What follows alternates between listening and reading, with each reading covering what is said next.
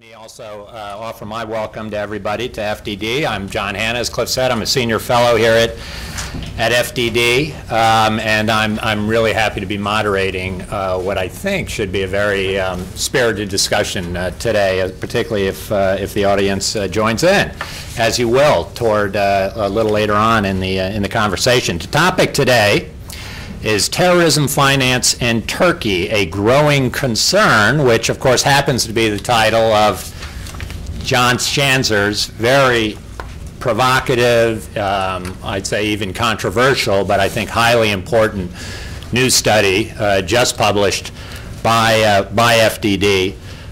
John, of course, is the Vice President of Research here at FDD. He's a person with his career in and out of government, particularly at the Treasury Department. He's an authority not only on the Middle East, but on all things related to terrorism finance. And what I thought we would do today, I'm really interested because of the important research in John's report to try and get as much of the claims and evidence of the report on the table as possible, and then interspersing it with further comments and insights and elaborations from our other panelists.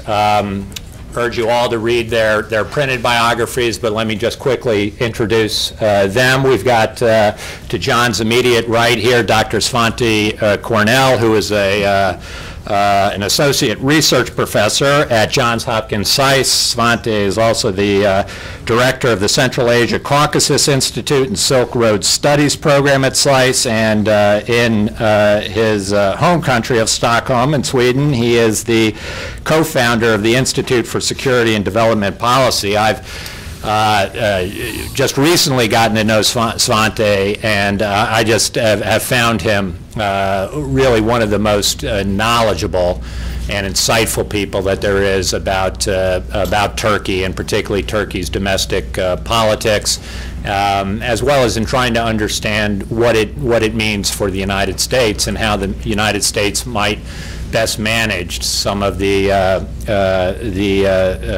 situations that we currently find ourselves in with respect to Turkey.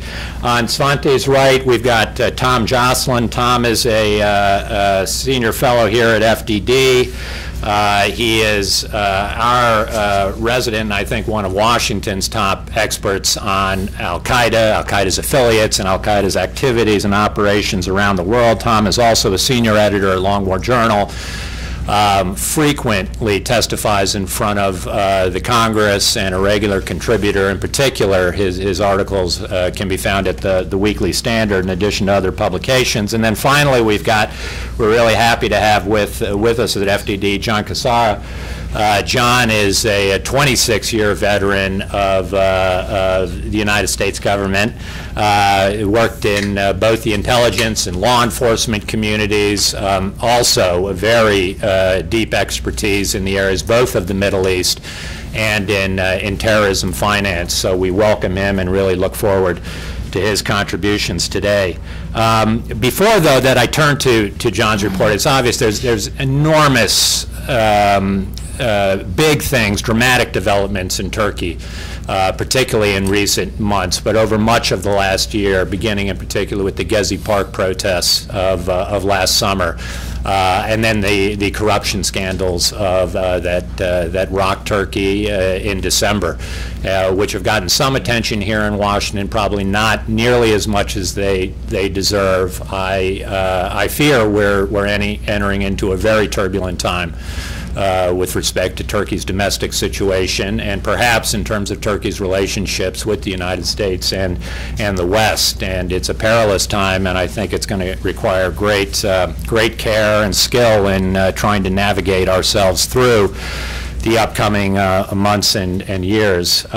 So before turning to John's specific issues regarding terrorism finance and some of the very troubling evidence, I think, that he's accumulated and put together in one place regarding Turkey's relationships and contacts with I mean, let's face it, some of the world's most dangerous actors that find themselves at the top of the U.S. threat list. Before we do that, I would like to turn to Svante just to give us maybe just a few minutes, Svante, if you can provide some of the context of where we are in Turkey and how some of these issues might fit in. Well, thank you very much, and it's a pleasure to be here. And I first like to commend FTD for putting together this report, and John especially. I think many of the things in separation, if you will, that are listed in the report were known to people who were looking for this information, but nobody has put it together before and to provide the broader picture of this issue. Now, I think the issue of terrorist finance, which is a specific topic, doesn't exist in a vacuum. The context for this phenomenon, obviously, is I think is a result, if you will, or is connected to the broader foreign policy change or transformation of Turkey. And if you're interested in that issue more broadly, you could take a look at a report that I was part of producing together with Eric Edelman and others at published by the Bipartisan Policy Center at the end of last year, about trying to understand the transformation of Turkish foreign policy. And I think the argument, in short, is that the government of Tayyip Erdogan has, over the past several years, developed an increasingly ideological nature. Now, those of us who follow Turkey know that the core of the AKP, of the ruling party in Turkey, and especially Erdogan and his closest circles, are issued from the political Islamist movement in Turkey, which in turn, from the 1950s and 60s onward, was very strongly influenced by the Muslim Brotherhood. If you will, this group is a Muslim Brotherhood light, if you will, in a way. And that profile was very much downplayed when the AKP was created from the ashes of a previous Islamist party in Turkey. It claimed to be post-Islamist, to have left Islamism behind. And that very much is what you saw during the first years of power of Erdogan and his associates, when the government emphasized democracy and even emphasized European Union integration and so on. But what we see very clearly in both domestic and foreign policy since Tayyip Erdogan consolidated power in about 2008 to 10, if you will, and I think the constitutional referendum of 2010 was really the dividing line, after which they felt that they had taken control over the Turkish state. From that point onward, although there had been signs all along about these both authoritarian and Islamist inclinations of the government, this became more and more overt and more, if you will, uninhibited. And what you're seeing now is that, therefore, what used to be the fault line in Turkish politics was if you will, the secularist versus Islamist divide. That's no longer the case, because the Islamists decisively won that battle. And the 2010 referendum was really sealed that victory. It didn't lead to if you will, a hegemony. It could have been thought to lead to Islamist hegemony over Turkey, but what interfered, if you will, into that which was Erdogan's plan, if you will, is instead that there is a new major political fault line within the Islamist movement in Turkey. And that is basically between Erdogan and the core of his party on the one hand, and on the other hand the Fethullah Gülen movement, which is led, of course, by the preacher Fethullah Gülen, who lives up in Pennsylvania and directs a global movement from there. That is in the educational, in the business, and in other sectors. Now that fallout, I don't think I have time to go too much into the details. But this is very often seen as just a power struggle. A power struggle is part of the story, but there are also very deep philosophical differences and ideological differences between these movements, where the movement that Erdogan is a representative of is very much your traditional political Islamic movement, which is in principle anti-Western, has very strong anti-Zionist, anti-Semitic tendencies, and also doesn't pay a lot of attention to Turkish ethnic identity, if you will. And you can see that, for example, in relationship with the Kurdish issue. That Erdogan is ready to go further, especially if it benefits his personal political ambitions, than many others. Whereas the Gülen movement tends to be, is very much liberated from the anti-Western and anti-Semitic tendencies that you see in the core AKP. It has a much more positive relationship or a view of the United States. And it is also much more Turkish nationalist in orientation compared to Erdogan. So there are a lot of real concrete differences between these movements. But the basic reason for this conflict, which is now engulfing Turkey, and which you can see really in the corruption allegations, very credible corruption allegations against Erdogan, his family, and his closest associates, being very much supported and spread by Gülenist media outlets. The real core of this conflict lies in the fact that Erdogan, after having gotten rid of the Kemalist and the old elite of Turkey from power, including the military, didn't really want to share power with anybody, and that included the Gülenists. And therefore, what the real, I would say, the dominant trend in Turkish politics over the past 3-4 years has been Erdogan's attempt really to get rid of any form of potential opposition or rival centers of power, which includes President Gül, who is his old confidant and ally from the days when the AKP was founded. And that includes the Gülenists, and it includes basically everybody else who might pose an alternative center of power in Turkey. And what you're seeing today is really a prime minister who has, I think, seen his main aims of trying to turn Turkey into a presidential system of government in which he would be a president with a Putin-style constitution, not at all an American-style presidential system, but much more of a Russian-style presidential system. Those dreams, if you will, have been dashed and won't happen. And instead what you're seeing is a prime minister who's trying to change the law and change the system in Turkey, still to consolidate all power in his own hands and basically be able to stifle not only the freedom of the media, but the general freedom of expression, as you see in the recent internet law that was passed, empowering the National Intelligence Agency, which is really the core of his power today, and which he controls, as well as, of course, of trying to assert total control over the judiciary. This is what we're seeing, and I think this is where Turkey is headed, which is an increasingly, obviously, one-man, it's in the direction of one-man rule, not just an authoritarian system, but of an autocratic one-man rule system. And the big question, I think, is whether Turkish society will accept this, and the short answer, I think, is no. And that's why I'm of the belief that what you're seeing is really a defensive move by Erdogan to try to save his own position, and I think at the end of the day his own freedom, because some of the things he has been accused of are of such a nature that I don't see how he will remain, he could remain out of a courtroom in the long term if he is not in power. But let me stop at that, and that might provide a context for the discussion. Yeah, no, thank you, Svante. I think it does suggest that there are very big and broader forces at work here within Turkish domestic politics that you have, in order to understand anything of what John is going to discuss about Turkish foreign policy, it has to be understood against that backdrop. And in particular, when you look at this corruption scandal, as I'm sure John will mention, it did have some important foreign policy elements to it. So I wonder, John, if you can, just as a beginning, if you can just lay out some of the main views and provide an overview of the report and its main themes. Sure. Thanks, John. So I should just note that this report has probably been about 2 years in the making. It started off as a memo of potential ties between Turkey and various jihadist movements or terrorist actors, and we found that we had to update it on a fairly regular basis because there was just so much in the news. Now I can tell you that it probably all started with the flotilla. It was sort of a surprising move on the part of the Turkish government. You saw that at the center of this was this charity known as the IHH. As soon as the flotilla happened, you began to hear about the various contacts with Hamas or with al-Qaeda or various other jihadi actors. Now, of course, IHH continued to deny that it was involved in any terrorist activity whatsoever, but the facts continued to leak out, and it became clear that the IHH was part of an investigation even on the part of the Turkish government and the U.S. government dating back to the 1990s.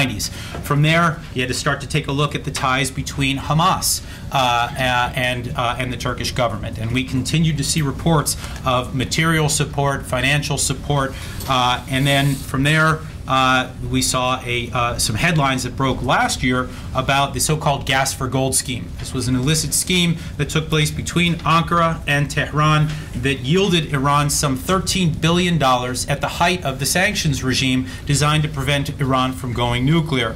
As John just mentioned, we have seen some of these gold traders at the center of the corruption scandal, and we continue to see that today. And so this has been an ongoing story. Then you have the outbreak of the civil war in Syria, which begins to open the door for various jihadi groups to operate on Turkey's eastern border.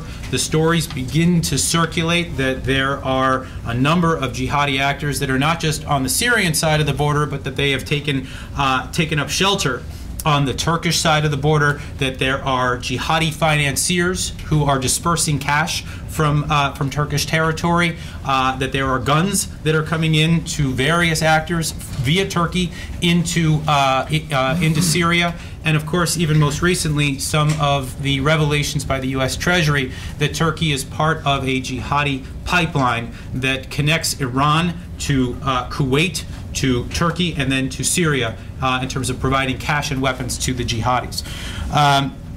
During that time, we also became aware of a senior Hamas operative who has been operating on Turkish soil. He is believed to be in Ankara right now. His name is Salah Arori. He was released in the Gilad Shalit prisoner swap. He is the founder of the Izzadin al-Qassam brigades, the armed wing of Hamas. And he has been identified on Hamas websites as well as by Israeli officials and others that he is based in Turkey and that he is involved in fundraising as well as logistics.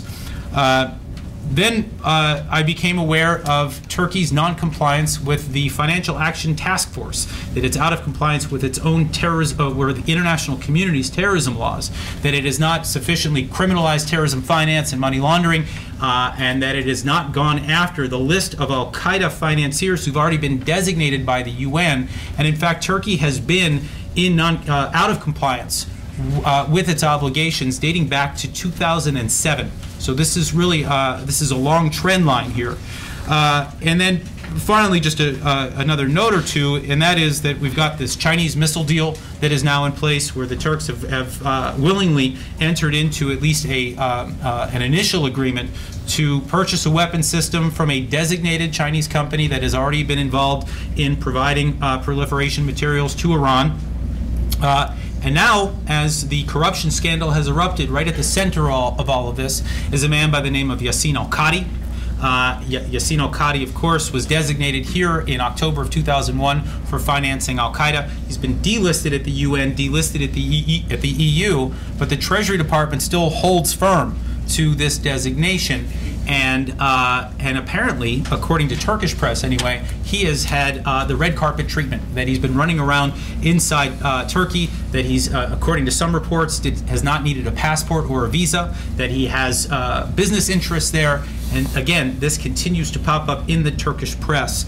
And so this is sort of the laundry list of the things that we've been looking at. All of this, we don't have absolute proof on all of it, and a lot of it we've got good indications, but the point is there is now a troubling picture of Turkey actively challenging the US-led targeted financial sanctions regime.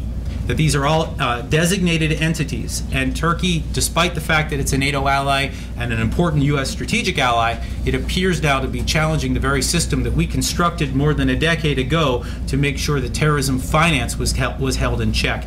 That's the reason for putting this report out, and I look forward to getting into perhaps some of the details.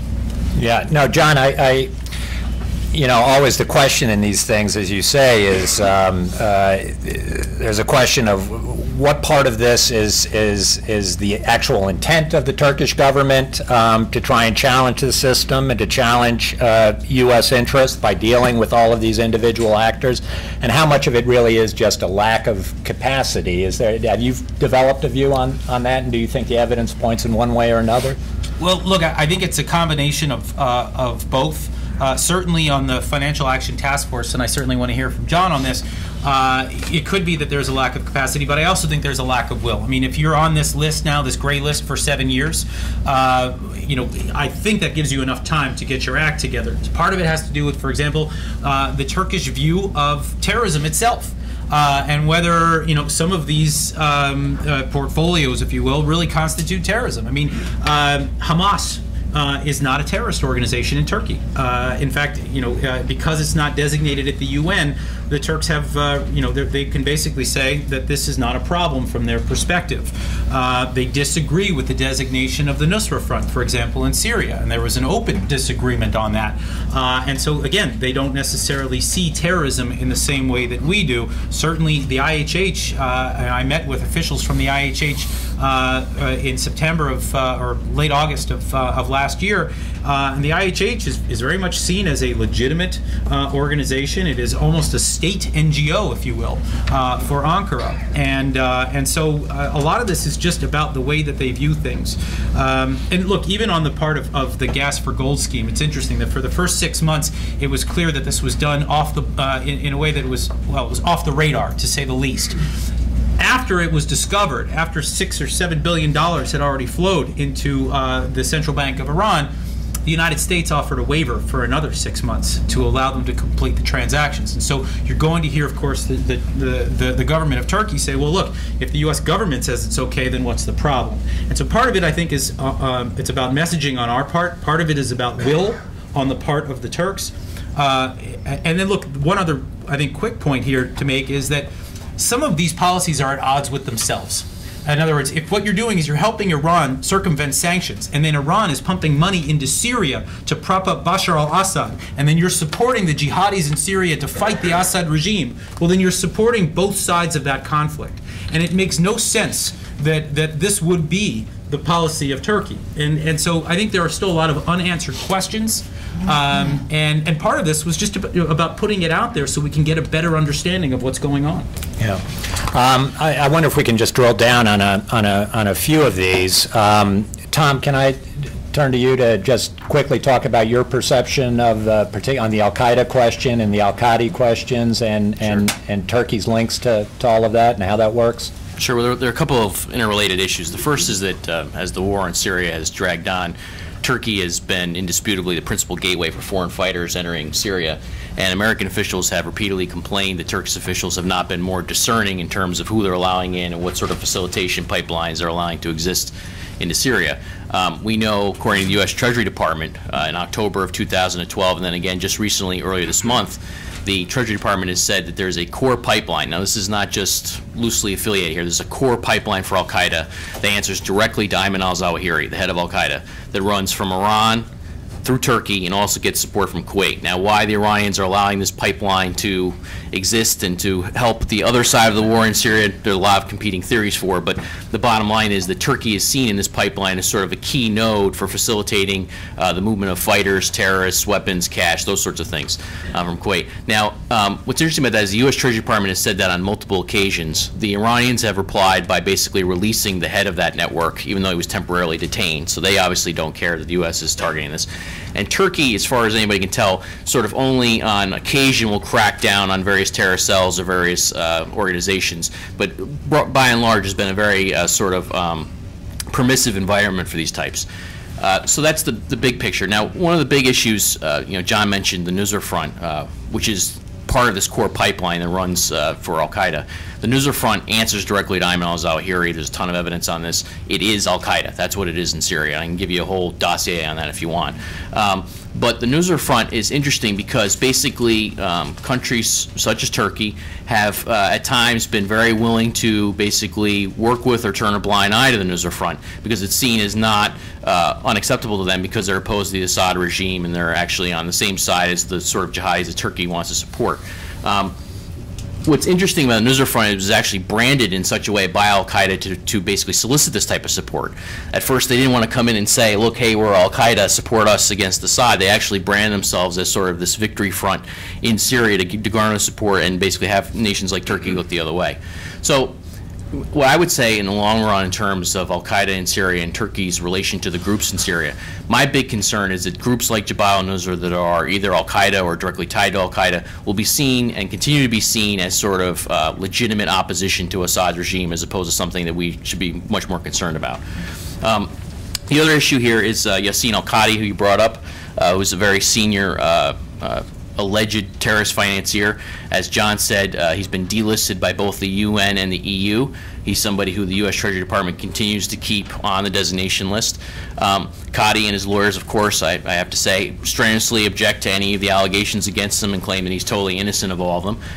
However, I will note that since, really for more than a decade now, there has been reporting in the open source in the press on who al-Qaeda is and who he's been tied to.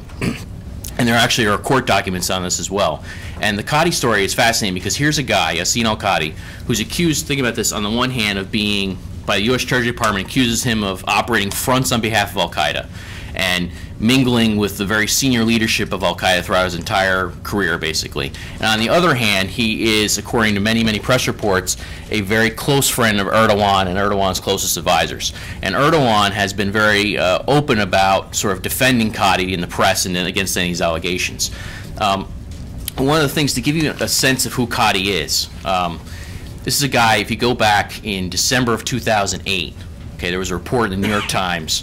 It was actually very interesting. In this report, basically, Qadi says, yes, I worked with a new bin Laden way back when in the early 80s and throughout the 80s, and but I don't have anything to do with bin Laden or al-Qaeda now. That's sort of been his story. And you can see in other press reports, he basically admits meeting Osama bin Laden as late as 1993 in the Sudan, but after that, he claims he doesn't have anything to do with al-Qaeda or bin Laden or any of these different parties. The U.S. government, the Treasury Department, you can find some of their evidence that's been sort of reported on in public press reports, disputes this. The U.S. government says, no, in fact, you maintain these relations years after you claim to have put them aside. And actually on April 2004 in the Wall Street Journal, there was a very interesting article that talked about some of what the U.S. government alleges happened, including the fact that Qadi had supplied about $1.25 million in 1998 to a company called Meram in Turkey. And this company was a travel agency that morphed into a construction company, but regardless, it was run by senior al-Qaeda officials. It was founded by a guy named Mamdouh Salim, who was a founding member of al-Qaeda. It was also Wael Jaladen, who was a founding member of al-Qaeda, was deeply involved and actually ran the organization.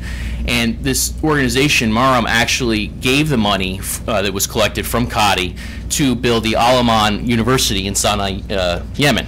Now, Al-Aman is actually run by a guy named Sheikh Mujahid Zindani, who is also a designated al-Qaeda supporter and terrorist and a longtime benefactor for Osama bin Laden. So in other words, Qadi actually admits to a lot of these details if you read the court filings. He just provides what I call the Forrest Gump defense, which is that basically that he and his money just happened to find their way into bad company repeatedly over the course of a couple of decades.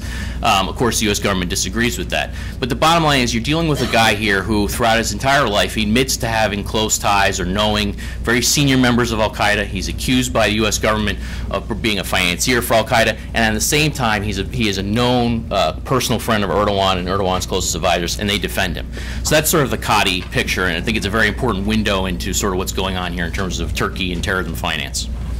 And it should be said, just to underscore, a guy who's been on the U.S. radar screen as a really dangerous actor since 2001 has had, at an official level, actions taken against him inside of Turkey even, I think, and yet, particularly after this recent corruption scandal breaks, he himself and people around him have been the subject of even some of these most explosive intercepts coming out, discussions even with Erdogan, all focused on taking care of Qadi while he's doing business inside of Turkey. It's quite remarkable, and he really is at the center of the current scandal. Also at the center of that, as John mentioned, is the whole Iranian angle of this, and I wonder if you can detail a little bit more the different elements of that, John, and particularly how they've related to this corruption scandal, and then get John Cassara to sort of expand and comment a little bit on that. Sure. The primary issue that came out, and this was right amidst the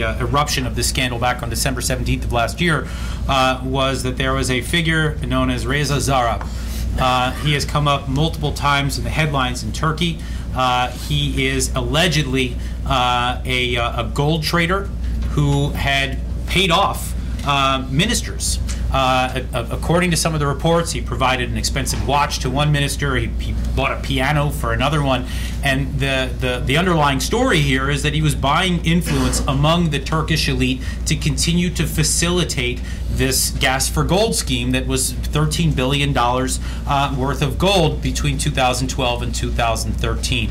There have been other figures, lesser figures involved as well, but this has been at the center of that corruption scandal, and it's been one of the more nagging concerns, I think, for the Erdogan government. And it should be, I mean, the 13 billion, I think, is what we know about the gold trade. They're actually in the investigation and connected to the investigation that broke on the 17th itself. I mean, dramatically higher figures. Exactly where they come from, it's not entirely clear how the accounting works, but the suggestion is that the scope of illicit Turkish Iranian activity facilitated by a number of top officials in the Erdogan government, if not by the Prime Minister himself, could be very, very large. A systematic effort, I think, to bust the sanctions regime, if in fact the allegations prove out to be even close to true. John Cassara, I wonder if you can just discuss a little bit your own perspective and view on this whole issue of both the gold trade, you've had a lot of experience with these things and how they operate in the Middle East, so please. Thank you, John. I'd be delighted. First of all, I would like to compliment Jonathan and the Foundation for the Defense of Democracy on an outstanding report, very timely report. When I read it, when I read the report, what I was struck with was exactly what Jonathan was just talking about, and that is basically a commodity for commodity exchange. It's basically Turkey and Iran exchanging, trading, if you will, natural gas for gold. And Turkey receives, I think it's about 20% of its natural gas supplies from Iran.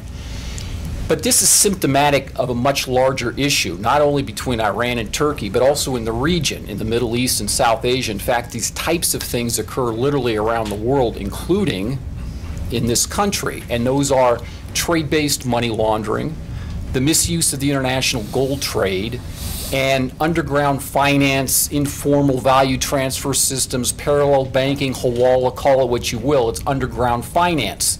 This is how a large part of the world works. And for some of you that don't really quite get what I'm saying, I want to give you a very simple but accurate example.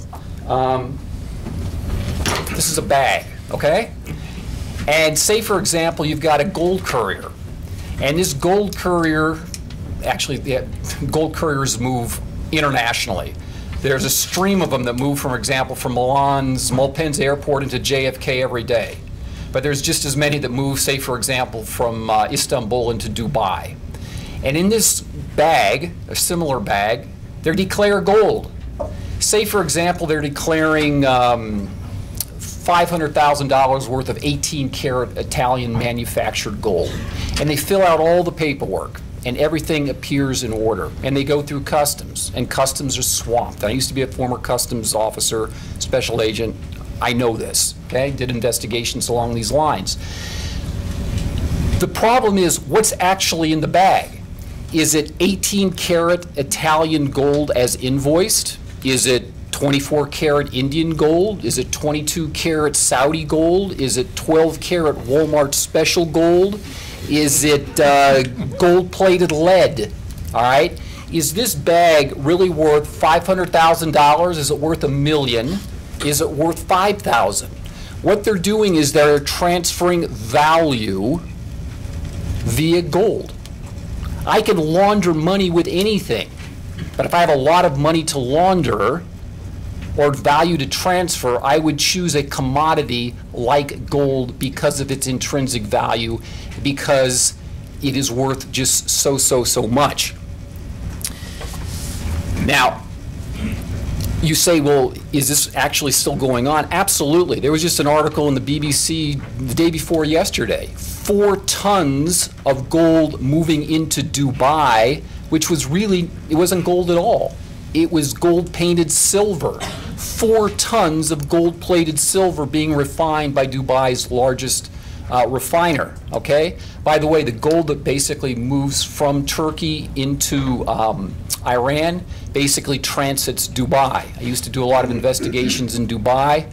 All roads in that particular area go through Dubai. Now, again, trade-based money laundering, the Financial Action Task Force, we'll talk about it in a little bit if time permits, says that trade-based money laundering is probably the third most important money laundering methodology out there. We are doing next to nothing to combat it, okay? The international gold trade has been something with us going back 25, 30 years, as long as I've been looking at international money laundering. It's involved with terrorist financing. We are hard-pressed to get a handle on it. Underground finance, hawala, very, very important. And what do hawaladars do? Brokers, underground brokers, when they have to settle up balance accounts, yes, they use banks, yes, they use couriers, yes, they use the internet, but historically and culturally, and this is important, in the region, they use trade. And historically and culturally in the region, gold is still the preferred method of settling up, balancing the books. They call it in the trade providing countervaluation.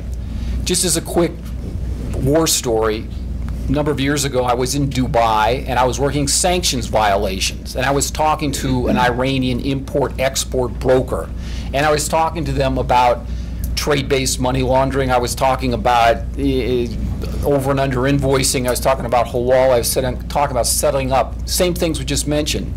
And he says, but Mr. John, money laundering, but that's what we do. Precisely. And I don't mean that in a derogatory manner. I mean it is a part of the way of life, a part of doing business in that part of the world, and that enters into a lot of what we are faced with. So as far as countermeasures, something I've been promoting for a long time, we have to confront trade transparency, okay? In my opinion, this is the next frontier in international money laundering enforcement. I can talk a lot about this for a long time, but this is something that we have to put on our agenda. It is something that Osama bin Laden once called, this writ large, cracks in the Western financial system.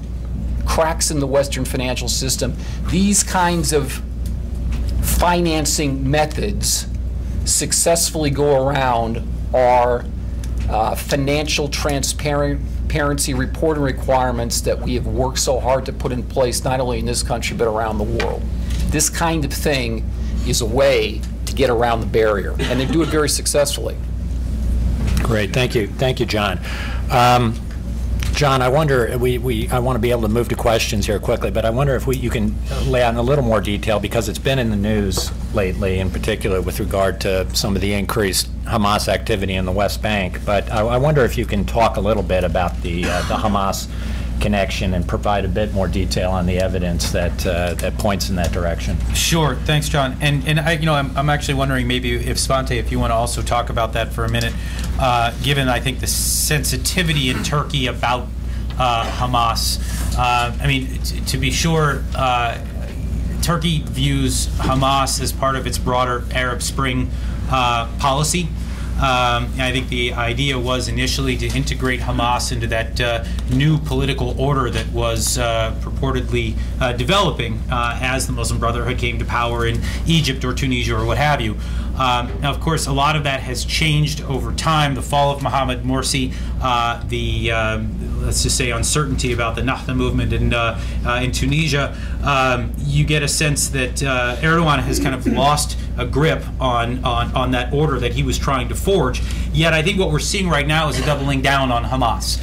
And look, I think that, and you could probably talk to Erdogan's leadership style, but I think there's been a doubling down on a lot of the issues that have already got him in hot water. For example, after the Iranian gas for gold thing broke and Reza Zarrab was caught up in the most recent headlines, Erdogan went to Iran and met with Ali Khamenei and talked about how Iran was his second home. You're seeing that, I think, to a certain extent with Hamas as well, a continued insistence that Hamas is a legitimate organization. You had Khalid Meshal come recently to Turkey late last year and to meet with Erdogan was in that meeting but also other senior Hamas officials, including this individual, Saleh Arori, who I just mentioned. I think it's a name that we're going to hear quite a bit more about. He is, again, the founder of the Qassam brigades in the West Bank, and I think the reason why that's important, and just to sort of try to put all this into context, if the Qassam brigades are being run out of Turkey, we're not going to see a lot of terrorist activity out of Gaza right now. Gaza is very isolated. The Hamas movement in Gaza is not able to do a lot. All they can do is basically fire off rockets. And they're doing a lot less of that because they fear an Israeli response. And so things have been kind of hemmed in for Gaza for quite some time. But in the West Bank, Hamas has a very different strategy. What they want to do is they want to attack Israel and they want to attack the PLO at the same time. These are two enemies of Hamas. And we have seen a slight uptick in attacks that have taken place inside the West Bank, and a sense now that there are more and more weapons. I've been hearing reports of this lately, that more and more weapons are flowing into the West Bank, and that things are a bit more uncertain there. Yes, there's still security cooperation between the Israelis and the PA, but you get a sense that Hamas may be gaining ground. If we do see any kind of armed activity on the part of Hamas in the West Bank, it will be linked back to Turkey. And that will raise serious questions for the Turks about whether they have allowed their soil to be the sort of planning ground and the financing area and the logistics area for attacks that take place inside the West Bank. Now, again, it's important to note that the Turks do not see Hamas as a terrorist organization. But this is, look, it's still tough. You've got an alliance with the United States. You've got an application to become part of Europe where Hamas, both the so-called armed wing and the political wing, are both designated. And of course, the Turks have been constantly trying to enlist the help of the international community to fight the PKK. And so you can't just say, well, these guys are terrorists and these guys aren't. I mean, you can begin to see the slippery slope that Turkey is on by allowing this to take place. And I think it's really one of the more disconcerting things that we've been able to identify within this report.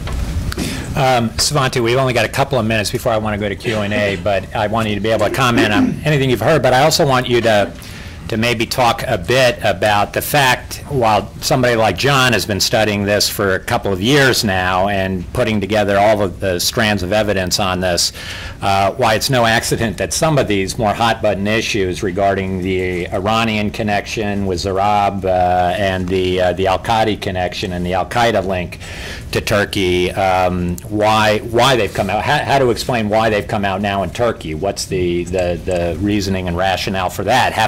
Have these issues, do they have cogency inside of Turkey politically?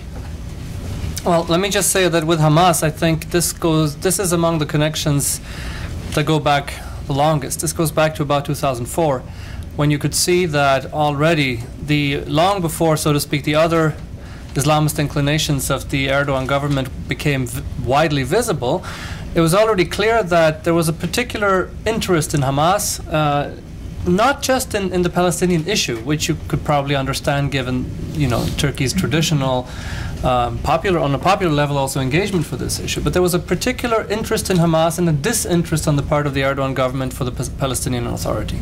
And that's raised a lot of eyebrows in many Arab countries, that why are the Turks only interested in supporting, hosting, propagandizing for Hamas and not for the Palestinian Authority? I mean, if you would like to play a constructive role in resolving the Israeli-Palestinian conflict, the natural thing to do would be to invest in your relationship with the Palestinian Authority.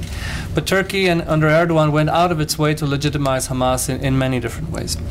Now, on your question about what has come out recently, I mean, you'll see in Jonathan's report, there are a lot of references to today's Zaman newspaper, and that's not a coincidence, because what you find is that many of the corruption allegations that have come out against Erdogan and his closest associates are actually targeted, I would say, towards undermining Erdogan's international legitimacy.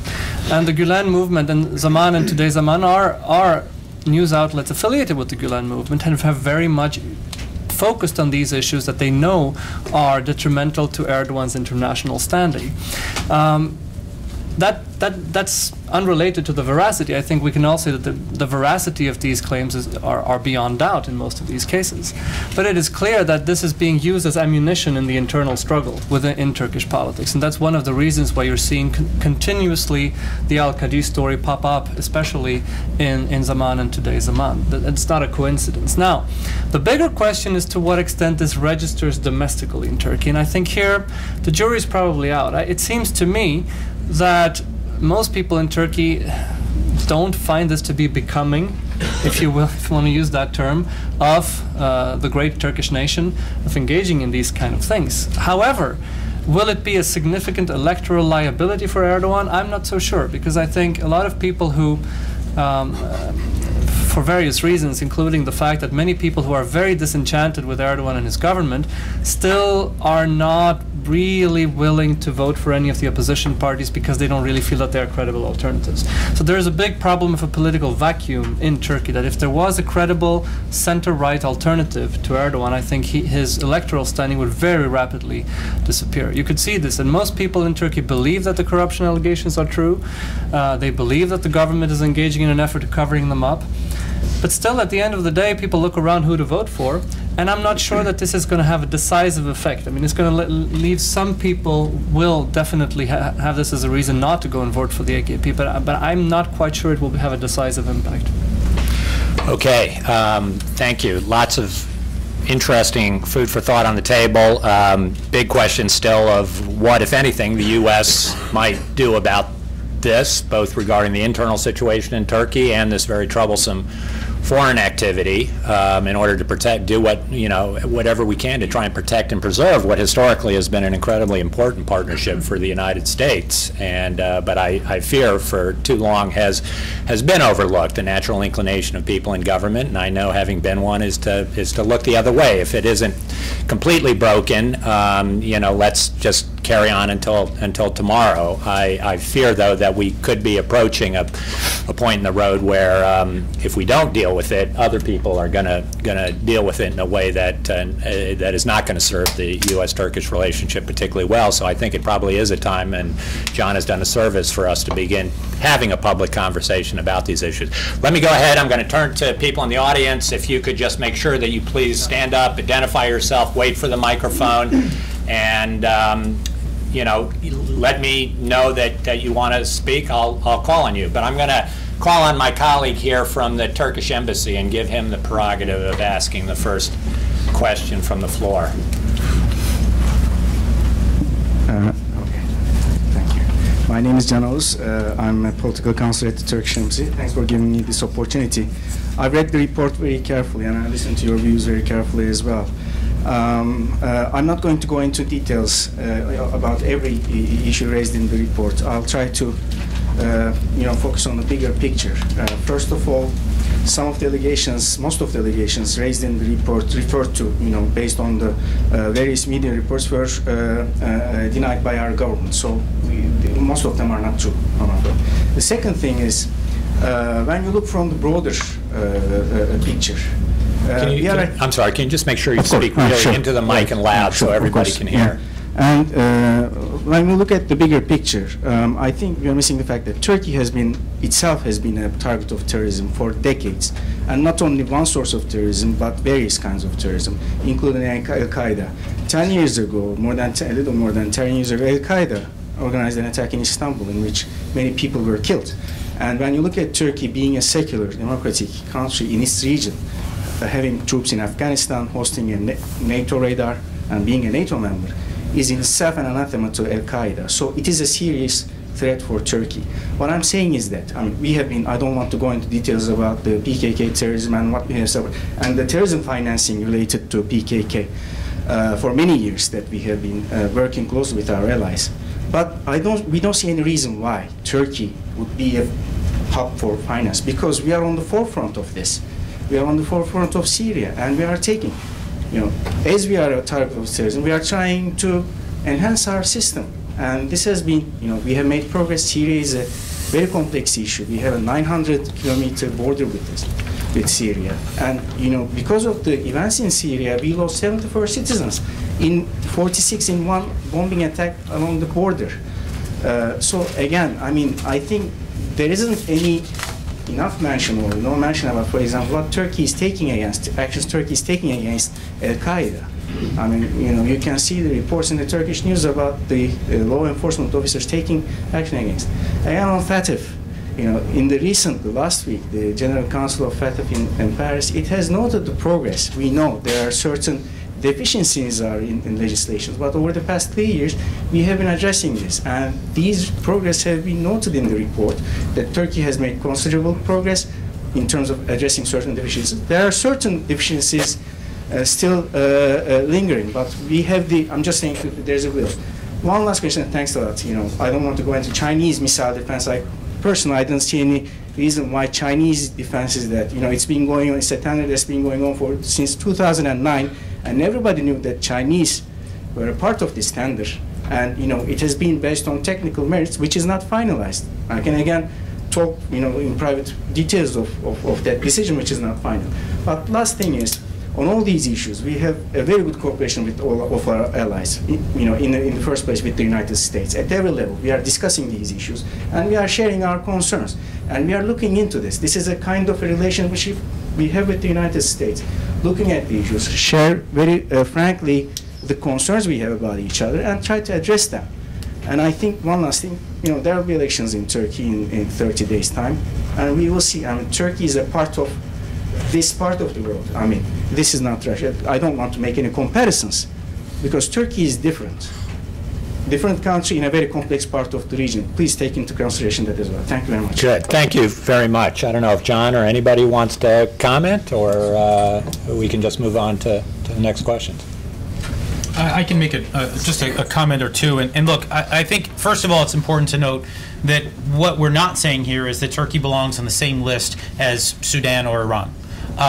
That's not where we're going. I think what we're saying here is that there are enough indicators right now to say that Turkey could be in danger of going in that direction, and that this is an issue that needs to be addressed. And so when you talk about the bilateral ties, sir, I think it's an incredibly important component of this, that this needs to be raised. And if you look, when we talk about the recommendations and conclusions at the end, it's not that we want to see Turkey designated tomorrow. We don't want to see that at all. This is about alliance protection, about alliance maintenance. And I want to be very clear that that's what we're talking about here. The point is that we have seen, you know, and again, you know, as we compiled this over time, it has been one report after another. This has been a snowballing process of collecting this information, and I know that that the Turkish government has denied a lot of these allegations. Yet somehow the reports continue to come out, the allegations continue to roll. And so my perspective here is that these things need to be addressed in a holistic manner, because the last thing that you want to see is to start to see perhaps a designation of a bank in Turkey, or perhaps even see Turkey being considered as a state sponsor of terrorism down the line, whenever that might be. That would be catastrophic. Right now we're at a point where it does not appear that we're anywhere near that, and so this is the opportunity to address it while these things are in the headlines, while there's attention to it. This appears to me to be our window of opportunity, and that's my recommendation. Could I add a quick point? Sure.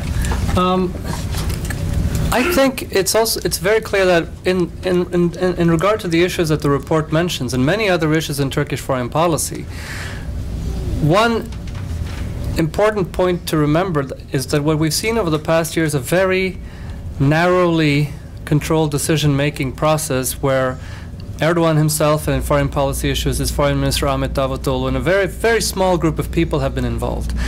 And I am convinced, and from my own conversations and from my general observation of Turkey, that the vast majority of Turkish civil servants, certainly in the diplomatic corps, but in many other state agencies, are very unhappy with some of the things they see.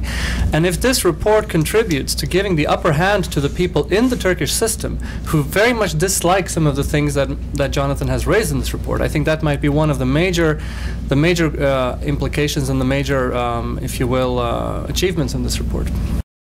And I would certainly, Matt, just with respect to the Chinese, there may or may not have been existing Turkish-Chinese military cooperation, but again, the choice of a Chinese entity designated by the United States for proliferation concerns, missile-related cooperation with Iran at a time when the United States and various Security Council resolutions have been very focused on the Iranian nuclear and missile programs, seems to me I can't speak for you and your other colleagues here at the embassy in Washington, but that if you had been consulted about whether or not a contract like this ought to go forward in the interest of U.S.-Turkish relations, the recommendation would have been soundly no, and yet, in fact, the government in Ankara decided to do something else, and we've all been talking about it now for the past several months, and it's been a real irritant in the relationship, and I don't think it's one that's manufactured out of thin air by anybody. Yes, sir, in the middle here, if you can just wait for the microphone, please.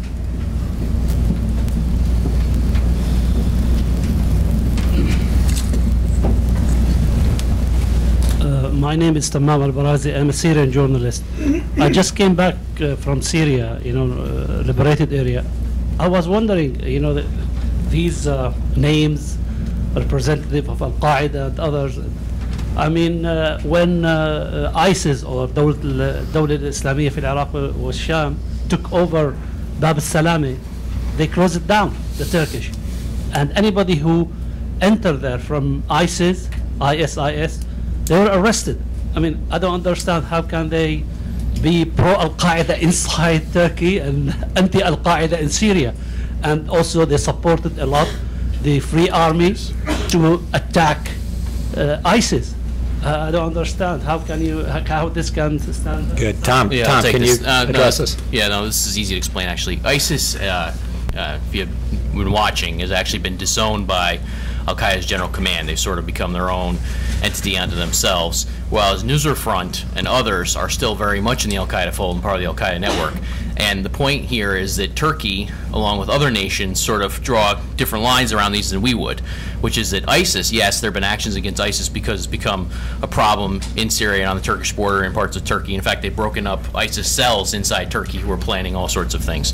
The problem, which I'm highlighting for you, is that this is a game we've seen repeated by states on numerous occasions, including Pakistan and elsewhere, where certain groups are considered the good jihadists and other groups are considered the bad jihadists. And what I'm saying right now is in Syria, and particularly with the relationship with Turkey, that some of the groups that Turkey doesn't consider to be bad jihadists are in fact bad jihadists, are in fact al-Qaeda or al-Qaeda-allied organizations like Jabhat al-Nusra, which actually disagree with the U.S. on the designation of it. Now, this is a great example. I mean, Jabhat al-Nusra, Nusra Front, has got this appeal now throughout Syria as the better of the jihadist options in Syria. And other groups like Arar al-Sham, which I've reported extensively, actually had a very senior official named Abu Khaled al-Suri, who was Ayman al-Zawahiri's representative in Syria. He was also a senior official in Arar al-Sham. Arar al-Sham has taken advantage of the Gulf states and Turkey and the permissive environment to conduct its operations. So what I'm saying here is the line that people draw around these things doesn't exist. Some of these groups are in fact involved with al-Qaeda, are al-Qaeda entities, and yet they're still taking advantage of the permissive environment in Turkey and elsewhere. I'll just add one more quick thing to that, and that is, look, where we're getting this from, to a certain extent, comes from the U.S. government. We have seen now 2 designations by the U.S. government that indicate that Turkey has become a jurisdiction of concern with regard to al-Qaeda and allowing the financing and allowing the flow of weapons and the flow of people on behalf of al-Qaeda going into Syria. We're aware of this now. The U.S. government, I would just say this, that such a designation with an ally, these are very rare.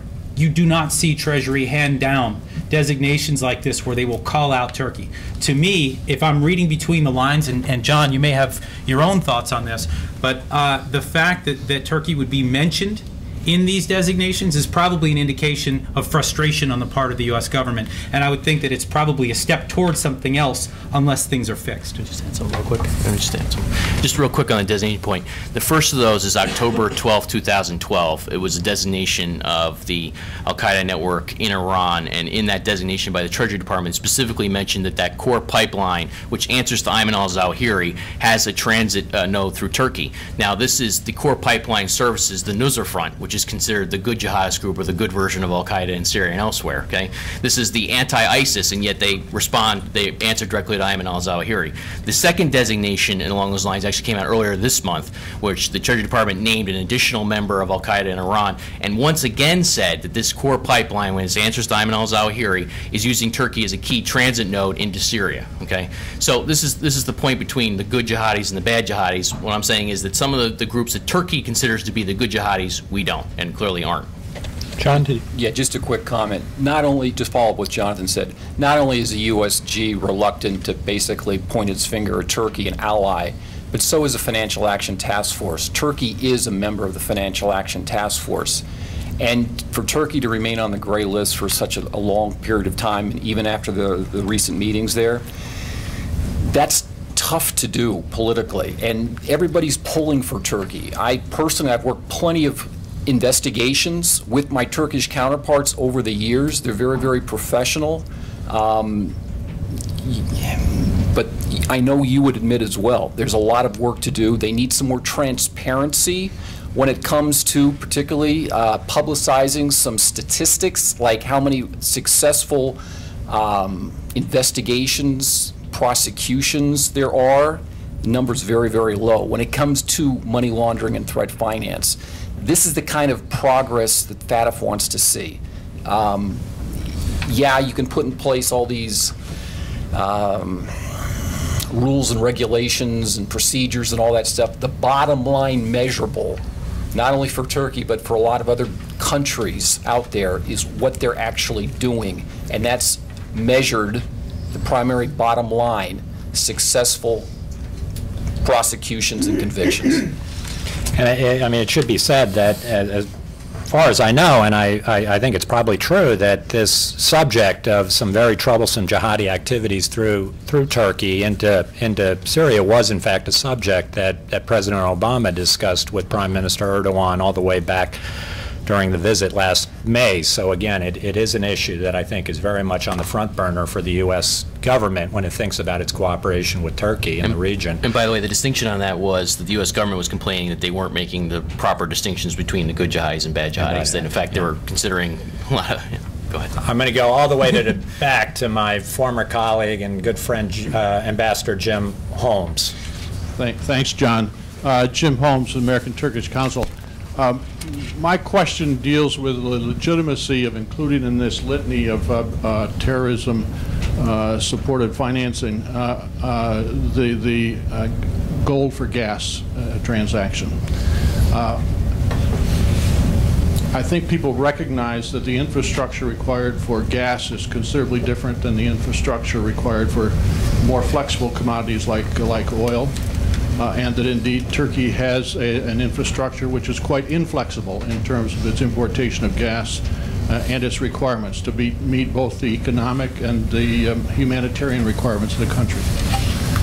So my questions are really twofold. One, is there a sanctions-compliant way for Turkey to pay for its 22% of gas imported from Iran? And two, if there is not, and I believe that there's not such a methodology, was the United States not fully aware of this and therefore chose to condone the movement of gold for gas rather than to attack it?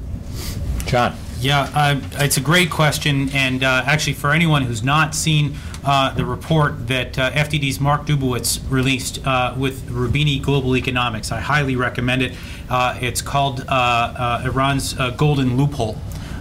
It is definitely worth the read, and I can explain basically what happened here.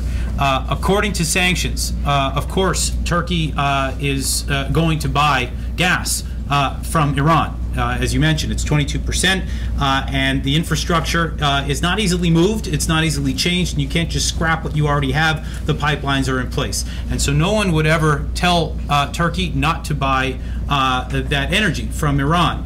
The way that the sanctions were set up was that when that gas was bought, you were supposed to hold it in lira accounts that were going to be held in Turkey, and that lira could only be spent on approved goods, right? So that's food, it's medicine, it's dry goods, things that are not of concern to the global sanctions architecture that we have put together here in the United States with our global partners. And what happened is that the Turks found the loophole, the golden loophole.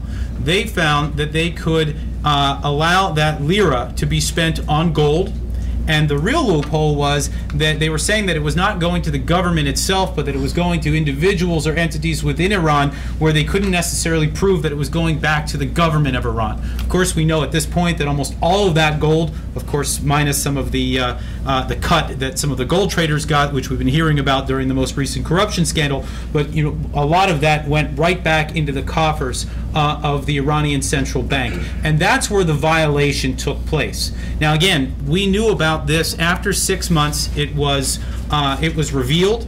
And here again, this is one of these troubling questions that I think have yet to be unanswered. The United States government, after having been aware of the fact that this was going on and that billions of dollars were flowing to the coffers of Tehran, and this was a sanctions-busting activity, allowed for another 6 months. And so you can get a sense of how I think those in Ankara might be saying right now, well, geez, they said it's okay, so why are we coming under fire for this?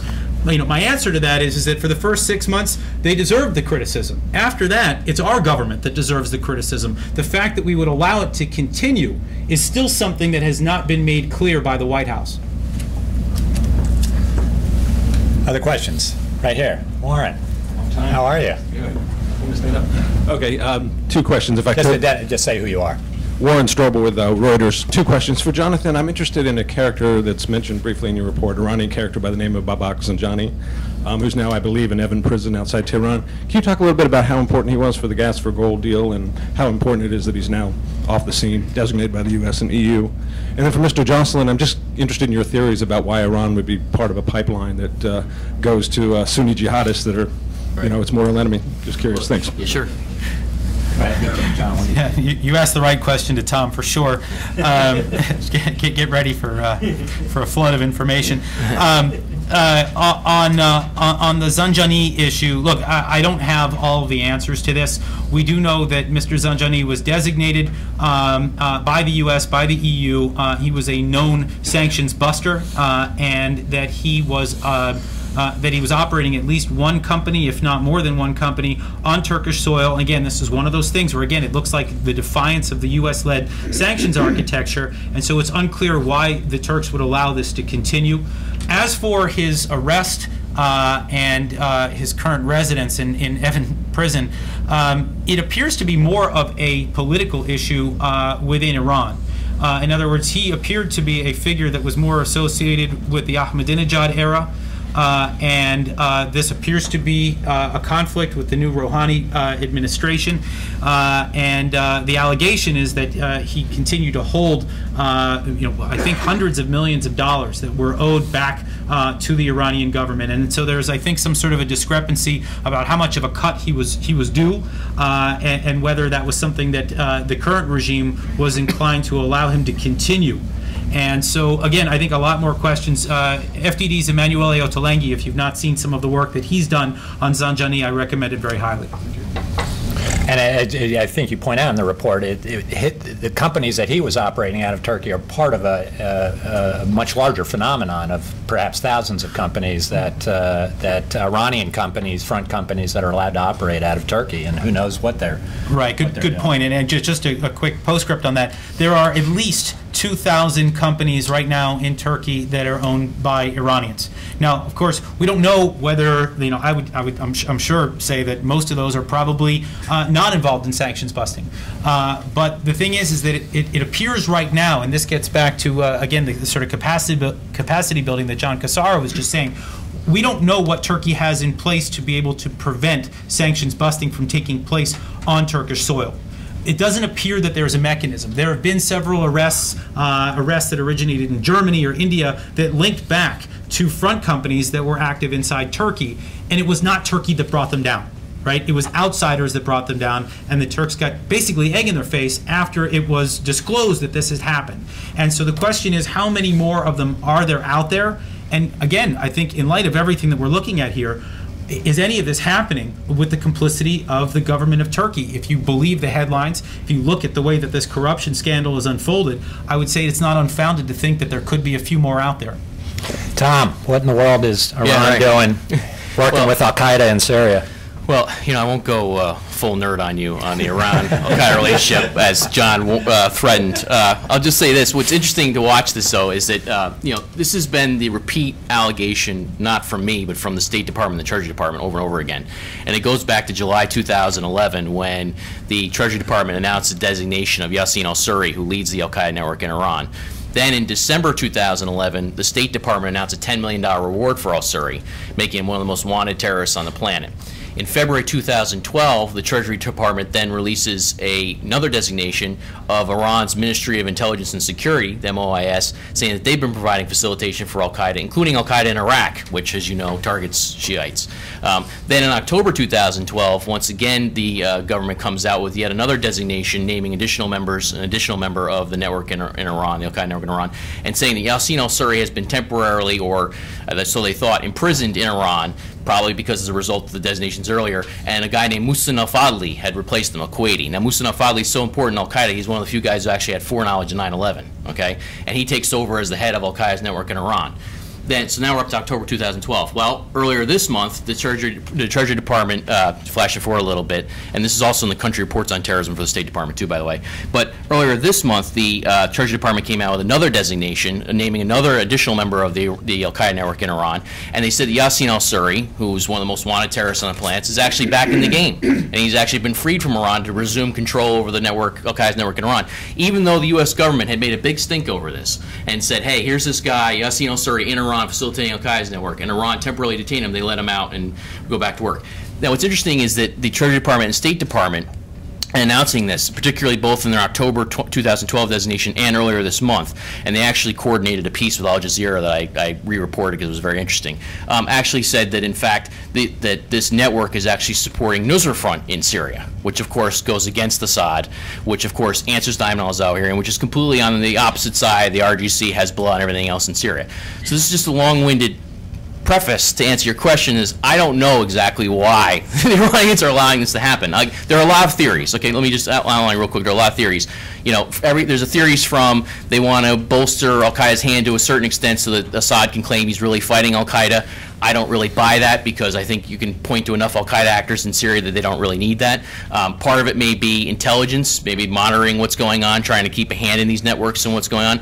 Part of it may be that they've lost parts of Syria to al-Qaeda and its allies, and they want to have some, room for basically negotiating with them going now or going forward. There are a lot of things in play here. The point is that a lot of this gets at that there is a big black hole in our understanding of all this. All we can do is observe the facts and what's going on, right? And the facts of what's going on are what's so troubling. And what's interesting to bring it back to the conversation here is the same core pipeline that I just outlined from July 2011 to early this month, the U.S. government has said over and over again exists, right? That same core pipeline has a key hub in Turkey. That's the key. That's the point for today. And that if we know that that's going on, right, and the Iranians certainly know what's going on, then you can bet there are a lot of folks in Turkey who know what's going on. But it is one of those things. I mean, since the 9/11 Commission report, I mean, we've got this outstanding question of these links between Iran and al-Qaeda, including pages 240 to 241 in particular, you can read in the 9/11. Including the hijackers page 128, 60, 61. This full nerd. I can actually recall after so much of the al-Qaeda leadership fled Afghanistan, went to Iran, the management council was sitting in Iran, allegedly under house arrest. Well, just real quick on that, let me just interject one quick, because that's exactly right. Let me just finish. Working the phones endlessly. Yeah. We go to the Iranians after the invasion of Iraq and tell them explicitly, we know the management council is planning, al-Qaeda's management council is planning a major attack in the Gulf. We need you to put a stop to it. They're allowed to operate without restrictions under their house arrest.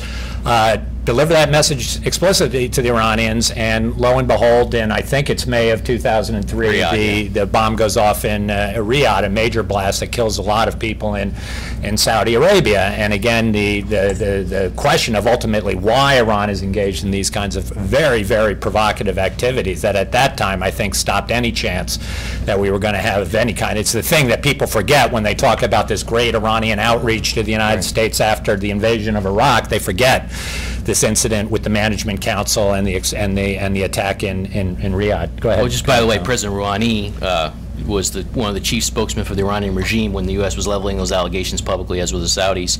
And Rouhani actually said that, there's nothing to any of this. They're in prison. We're going to try them, yada, yada. We're going to turn them over. And, of course, everything he said turned out to not be true. But what's interesting about the post-9/11 world is that, in terms of the management council, is that, you talked about was that al-Qaeda was very clever, I think, like a professional blackjack player who basically split their hand in terms of playing the cards, and basically said there are certain key leaders seniors that we're going to basically make sure don't get taken down in Afghanistan or Pakistan, and we're going to send them to Iran. A lot of them had pre-existing relationships with Iran, and they've survived to this day. And I would just contrast their treatment to the treatment of Iran's political dissidents and the opponents of the regime. You can see a clear difference between how these senior al-Qaeda members have been treated and how these political dissidents have been treated in Iran. And in fact, we found numerous reports that these guys are back now. They've been allowed to leave Iran and have gone elsewhere. Now, it's a complicated relationship. There's all sorts of facets to this whole thing. I don't want to say it's all holding hands and singing "Kumbaya, my lord" in the field, but they definitely have their disagreements. But there's a lot of room for cooperation in this relationship. And right here, Alan, yeah. Thank you, Alan Makovsky. First of all, John, I just want to say something that I've said to you also. Personally, I think it's a very powerful report. Thank you. And I think a big reason for that is that you take a lot of issues with, maybe with the possible exception of Aruri. Every one of these issues is, I think, quite familiar to everyone who follows Turkey, at least casually. But people tend to look at them in a stovepipe way, to see them as an exception to the overall large picture. And I think when you bring them together, it makes a very strong statement. And calling it a paper about terrorism finance, I think is really too technical. This is in many ways really an indictment of Turkey as an ally. Many of the issues that you raise here, Chinese missile, Hamas, gas for gold, really aren't just about terrorism. They run counter to very basic U.S. foreign policies, and policies which are held not only by the U.S. but by virtually all its other allies. So I guess what I'd like to ask is, and I appreciate that you were modest, you wanted to kind of leave this to make the first statement and let others build on it, but what would be your recommendations in terms of adjustments, if any, in U.S. foreign policy, both declaratory and substantively, towards Turkey? And maybe if I could just throw out one more, mainly towards Svante or anyone else, but to what extent, Svante, would you say this reflects an ideological outlook on the part of the Turkish government, and to what extent is it a series of maybe just pragmatic decisions? So, yeah. Thank you. Yeah, thanks, Alan. And look, you raise, I think, an important question. And I think, you know, my first stab at this was to not say that Turkey's lost, or that it's, embraced radical ideologies and that it's lost. I think the idea here is, if we can isolate this and really look at the way that Turkey has been challenging the U.S.-led targeted financial system, right? Which is what I think that, if you want to try to really isolate down a policy, that's what this appears to be, right? Ignoring the sanctions against Iran, ignoring the sanctions against some of the jihadi groups in Syria, embracing groups like IHH, which have we know have potentially at least been on a short list of potentially designated entities. I mean, all of these things, right? They are all a challenge to that system, and so I think we can try to isolate that to the extent possible. I think, look, and I think Svante mentioned this. I get the sense that Harold probably supports that from the applause, but you do get a sense that there is a backsliding of Turkey, and you had mentioned this in a discussion that we had earlier about whether Turkey continues to serve as a barrier to extremism in the region. And I think, again, that is a valid question to ask right now. And I think in response to that, the answer is that there needs to be better engagement on the part of the U.S. government. And exactly what that means, I wouldn't know how to address it. I can tell you that, look, there are tools at our disposal. There's bilateral discussions. There's intelligence sharing. There's mill-to-mill relationships. There are the business relationships. You've got a lot of investment in Turkey right now. Look, all of this picture that we're drawing here represents real risk to the Turkish financial system, and I think that the financial angle of this should not be understated. That when you start to impress upon Ankara that if you had a designation, for example, just even one designation, right, or if you saw a blacklisting at FATF, imagine what that would do to Turkey. Imagine what that would do to the Turkish economy. So there's that. There's, you know, intelligence sharing on PKK. There's, defense cooperation writ large. These are all things that I think need to be discussed, and not really as to say, look, you know, this is not about threatening Turkey to say we're going to yank this, but about making sure that Turkey understands the ramifications. And look, I'll just say this, that I ultimately believe that this is a Treasury issue and probably a White House issue. Because I can tell you this, when I was at the Treasury Department, and I think, John, you could probably say the same thing, what you see in open source generally represents only the tip of the iceberg of what's out there, okay? I'm going to just bet here that maybe not on every one of these 8 issues, but on a bunch of them, U.S. Treasury is a heck of a lot more than what I've put together here in a 30-page report. And so if that information is out there, it is incumbent upon the Treasury Department, the State Department, and the White House to make sure that the Turks know it and they know what the downside is if this continues to go in this direction. And there's an important congressional letter at the end of your report that I think, again, is one of those canary in the coal mine scenarios that there, you know, if this continues unaddressed, I think it's only the first of perhaps many steps that could come to really put a monkey wrench into the relationship. Svante, on the roots of all of this. No, I think, Alan, you raise a very good question, which is, to what extent does this reflect a cohesive, if you will, ideological outlook, and to what extent is it a series of pragmatic decisions? I would say that one doesn't have to exclude the other. My general sense is that, you know, these are all a series of independent decisions that probably, from the point of view of the people who took them, are not, you know, related. But what they are objectively related because they are based on an ideological worldview in which these things are not seen as a problem. It's not seen as a problem to engage in each of these things separately for the people who run Turkish foreign policy in the Turkish. And then the follow-up question is, what does that mean for the trajectory of the Turkish-American relationship? And I would say that you're right, it's an indictment of Turkey as an ally because it suggests that under Erdogan's leadership, the Turkish-American relationship is less and less an alliance based on common values, and it's more and more a relationship that is heading. I mean, it's not as a relationship with Pakistan or Saudi Arabia, but it's headed in that direction. We have agreements on some issues and we cooperate, but fundamentally, the worldviews and what these two governments stands for is not the same anymore. Just on that, for anybody who's doesn't hold a U.S. government security clearance and are allowed to go to WikiLeaks, I really highly recommend the